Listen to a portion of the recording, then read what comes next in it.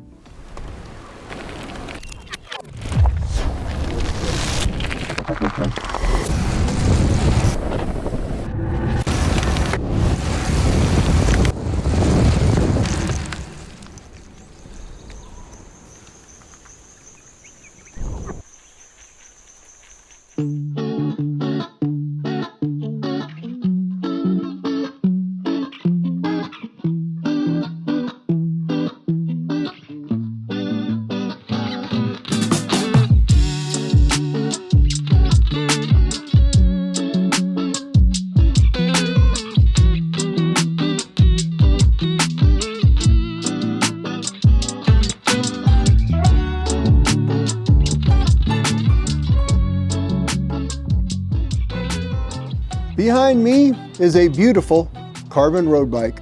It is light, quick, expensive, well, and rather exciting to ride. It is the 2025 SV, which stands for Sempre Veloce, always fast. And it is a product of a company called Basso, a very, very Italian company, because this is a very, very Italian bike. Where many classic name brands from the past you'd recognize, well, it may have an Italian name on the down tube, but that frame is going to be made in some Asian factory somewhere. What's in a name? Basso? Well, this is made in Italy. And it's made in Italy by members of the family whose name is on the down tube. There's a heritage here and a passion for cycling. Well, let's get to it. Let's take a look at the SV, the Sempre Veloce, and see what it's all about. But in order to do that well, we need to take a trip to Italia. Now, to begin with, an apology to the Basso family and anybody that speaks Italian as I try and pronounce your words of your language. If I murder them, forgive me. All right, let's get going. Italy. If there's any one country that seems to have cycling running through its veins, well, it has to be Italy. For decades past, Italy kept the soul of cycling alive for the rest of the world. For Italians, bikes were a vehicle to pursue personal speed, to celebrate the melding of man and machine, to live life fueled by gears and sweat and steel and pasta. Cycling racing legends, well, they were the superstars of the day, campeones. I don't know why that was. Must be something in the wine. But whatever it is, Italy was and is cycling. And Italian bikes have long been associated with a certain, Italian feel. What they brought to the bike in balance and handling, a certain presence that was kind of hard to define, but you could experience it. And often that feel and presence in cycling, well, I think that's lost a little bit today, especially in the new crop of some of the road bike frames, carbon road bike frames that are coming from China that can be made very, very well, but so far have really not won accolades in how they actually feel to ride them. Because it turns out to make a great bike, well, it takes more than engineering competency. It takes passion and understanding in the ability to somehow infuse those things into the finished product.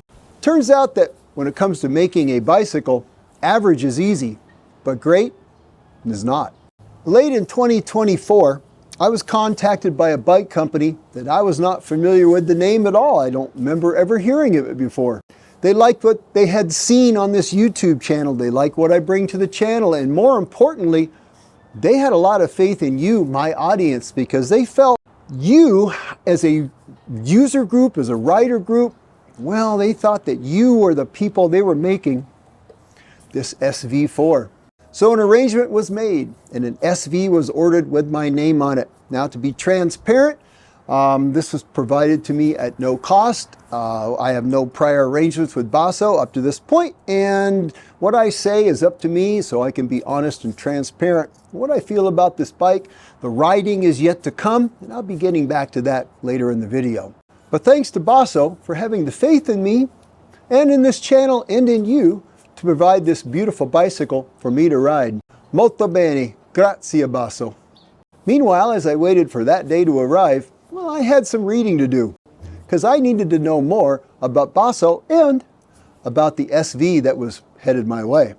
And as I dug into the Basso story, I found a company founded in the 1970s by a young Italian man with a great passione for cycling, a great passion. But more than that, he seemed to be entranced by the idea of going beyond just making a very, very good bicycle, but trying to figure out what connects the rider to the bike. How do we make that happen? What connects the rider and bike at a deeper level? And now we are multi-generations deep at Basso, still family owned and still making bikes in Italy. As I said before, this carbon SV, made in Italy, that is kind of rare, especially in carbon. Now, when Italy was in its glory days of making cycling frames that wowed the world over, well, they were made of steel.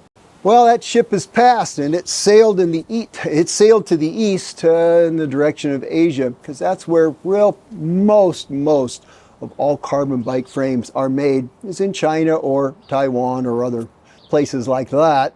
So steel as a premium material for a road racing bike, well, those days are gone. No more romantic visions of old Italian craftsmen bending raw tubes by hand or brazing lugs. Que tristeza. Now, does that lessen the quality of the bike because it's made in an Asian factory?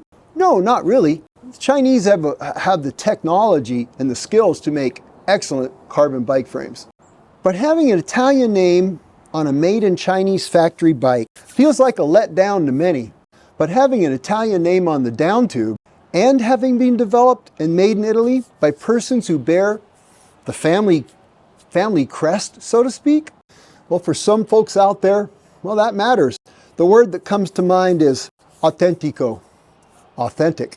But that said, just being made in Italy does not mean it's all that and a plate of pasta, because you can make a bad bike or even an average bike in any country of the world.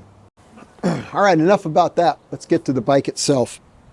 The SV is an example of that new crop of all-arounder performance bikes. Now, I did a video on that not that long ago that got a lot of views because it must have struck a chord with some people out there, at least 15,000 of them last I checked.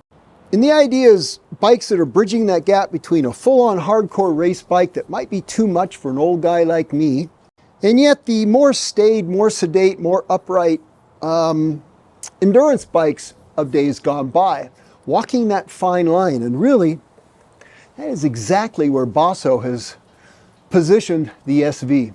So the SV is a race type bike with the edges rounded off just a little bit. The fit is more generous and stacked. The geometry is still spicy, but chainstays are a few millimeters longer than a full race bike might be. The tire capacity is generous at 35 millimeters, called out by Basso. The ride of the chassis has been softened ever so slightly, yet according to Basso, bottom bracket and head tube stiffness are very, very high, even higher than some of their previous race bikes. So that's something. It is, if you will, a race bike for the people. And I'll be going into that in greater detail in coming videos, as well as the ride experience as I get out to ride this thing, because really I've only had one ride on it. Well, it was a great ride, but you know, one ride does not make a bike. And so, well, that'll be coming along soon. As I was shown the marketing information on the new SV prior to the public launch, I was interested in the approach to the design. What they were saying, what Basso was saying about who the target audience was for the SV. Turns out, it was me. Here are some presentation slides on what Basso calls their reference riders. Folks like us that are not pros or want to be pros. Note the cross-section of riders that Basso says was that target audience. Now that caught my eye as an important message that I don't see being heralded that much in the industry, at least when it comes to high-end performance bikes. Now it might be all marketing blurb, but it resonated with me, and frankly, I've never seen that focus before, and I was kind of impressed. Someone is paying attention to the desires of folks like me and, well, quite possibly like you. I think you'll see more of this in the future, but Basso made a point of it, and I think that's significant. And that line of thinking continues with this statement: Basso is not in the World Tour. Now, the SV was not created to be a World Tour level road racing bike, because when that happens, you're kind of forced to fit the bike. In other words, the rider has to fit to the bike because the bike is designed around certain parameters. It's going to be low, long, really stiff, fast, certainly, yes, that. Quick, aggressive, yes, certainly that. And it asks the rider to make themselves fit to the bike. Now, Basso's approach seems to be a little bit different than that. They call out where they want to fit the bike to the rider. For instance, the SV comes in 7 sizes ranging from 45 centimeter to 61 centimeter. Most of the time with most bike manufacturers, you're going to get 5 sizes, not 7. Remember the old days when steel bikes were made by hand. You could have a lot of sizes. Well, you know, carbon molds are expensive, and so, well, that has kind of gone away. If you want that these days, you want full custom. But Basso with the SV gives you at least 2 more sizes than you typically see in a high-end carbon bike. That's nice. Stack has been increased in this model, but not to the extreme. I'm running, as you see here, about 3 inches of bar drop between my saddle and my bar, with the included spacers that Basso sent with the bike. Now, typically, I would need more spacers than this to get myself to be fit right on something like the, the typical tarmac type race bike in my size. So, having a little less spacers, well, it's kind of nice. Further helping the bike fit the rider, there are 2 variations of one-piece bar stems that Basso can supply with this bike. They're a little bit different configuration. One tends to be narrower with a little less drop, a little less reach. It's kind of a compact bar. Reminds me actually in some ways of some gravel bars, but it's narrow for the road. So they have within those 2 bars at least 6 different sizes of like stem reach and bar width. And so the options there for a one-piece carbon bar and stem, well, that's more than I'm used to seeing when I'm looking at bikes like this. So that's kind of nice when you're building up your Basso and ordering it. Well, it gives you a lot of choice in a one-piece carbon stem and handlebar because, well, you know how that works. It's not that easy just to change that, is it, on a whim? So Basso seems to be making that a lot easier for you to get that right from the very beginning. There are also 2 seat post offsets. So it's a carbon post, kind of a D-shaped kind of thing going on. And you can get that in a 15 millimeter or a 0 offset. That's nice because often you get one offset option, and since seat posts these days, like this one, well, they're proprietary. If the offset doesn't work for you and you have no options, well, here you go, fitting the rider to the bike instead of the bike to the rider. So, good job, Basso. Now, looking at the bike, it obviously has aero thinking behind it. I haven't seen any claims, aero wind tunnel claims and things like that, but when you look at it, it's obvious that someone was paying attention to making this thing nice and smooth into the wind. And you know what, as an older rider, well, I need all the watts I can get, so I'm not one to turn down aero. And it seems to have been designed to be fast without taking you prisoner in the process. And it's light. I weighed this 58 centimeter size here with the SRAM red on it as you see it. Let's see, I didn't have any bottle cages on it. I had the computer mount on it, no pedals, and I weighed that at 15.5 pounds. That's certainly light enough for this guy, and I think that's pretty competitive. And they also advertise this frame as being notably stiff at the bottom bracket and head tube, maybe even a step up from some of their full race bikes that they have made in the past. Now, I can't prove those numbers or anything like that, but looking at the bottom bracket junction and riding the bike so far, it certainly seems plenty stiff enough for me. And I think for the average Joe and Jill that wants a fast, lively bike, I can't imagine this wouldn't satisfy you. So even though the bike is stiff enough to give you a lot of giddy up when you step on the pedals hard, I haven't noticed so far any undue harshness, and I think that's really nice. I think a lot of that is due with the careful tube design. Undoubtedly, things like the compliant seat post design, it has some give built into it.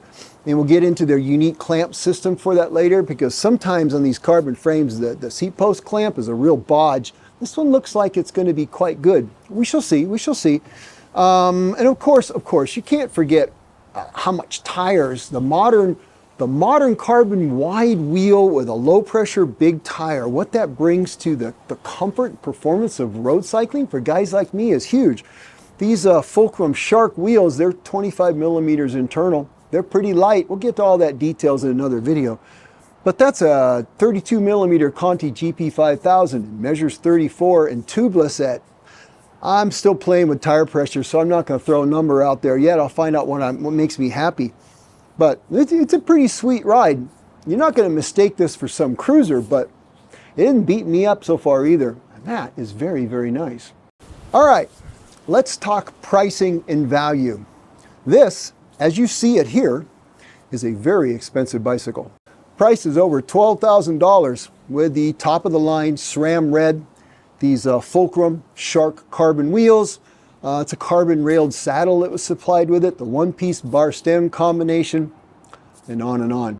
But that is comparable to other super bikes on the market, and I certainly think this falls into the super bike category.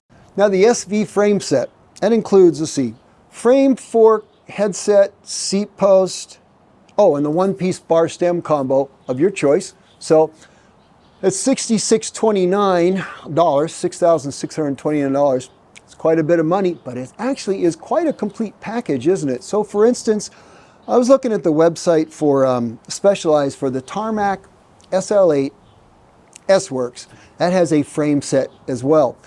That price is considerably less, however, does not include the one-piece bar stem combo, and that's hundreds and hundreds and hundreds and hundreds of dollars added into the price of a bike. So with the Basso, you're getting pretty much a pretty complete package to go build your bike with. As well, the Envy Melee has a chassis option. Now, they don't sell complete bikes, Envy, as far as I know. They let the dealer build all that up. But the Envy chassis is $5,500, but does not include a one-piece bar stem. It's a two-piece bar stem, which is fine, but if you want the one-piece bar stem, it's going to be more than $5,500. Let's just call it probably well over $6,000. So we're getting pretty close to what the Basso is offering. And neither one of those bikes, the Tarmac or the Envy, neither one of those are made in Italy, if that matters to you. And on the lesser side of the pricing scale, an SV built up with Shimano Ultegra Di2 and like a DT Swiss wheel, well, that's going to be more like $9,000. And you get the same refined chassis with much less cost and likely very little loss in performance. Let's talk value. Now, I'm not here to defend $12,000 bikes. I don't need to. Actually, no one needs to. They exist for those that want them, and those that do not want them do not have to buy them. The other day I saw a bumper sticker on a car that said, "Yes, I know, guac cost extra."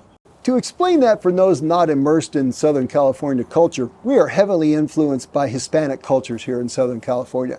There are Mexican restaurants all over the place, and that's great for me because street tacos, oh man, I love those. And there's this thing called guacamole that is basically smashed avocado with tomatoes, garlic, onions, cilantro. Guac is just short for guacamole. It is delicious as a dip or as an add-on to whatever Mexican food you might be eating. Put that on your tacos, in your burrito, on your quesadilla. Guac is fabulous. But guac costs extra. So when you're ordering your food, you need to decide if you want to pay for guac, because honestly, plain tacos without guac, they taste pretty amazing all by themselves. But if you like guacamole and having it makes the food that much better for you, and you can treat yourself to the added cost of the guac because simply you want it that way. You can afford it, and in the end, you really only have to please yourself. No one is likely to call you out for adding guac to your meal and paying that $1 or $2 or whatever it is extra simply because, well, no one really needs guac on their tacos. And yet some seem to feel justified in condemning a bike like the SV as, oh, I don't know, not worth it or foolish or marketing hype or. But worth, in this case, it's very subjective and it's very individual, much like guac.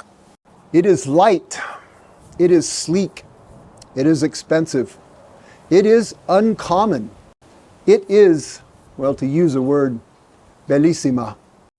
It is unashamedly Italian. It has heritage. It has purpose. And it has me rather excited to see what it has to offer when I begin to put on the miles. And that is coming along with more techie details about the bike itself, because all of that is fine in the ad copy, and the bike promises much in lovely images and videos, but here's the reality of this. There's no guaranteeing that I'm going to love riding this bike. What if I don't like it? What if I find that, well, that was just words and promises, and really,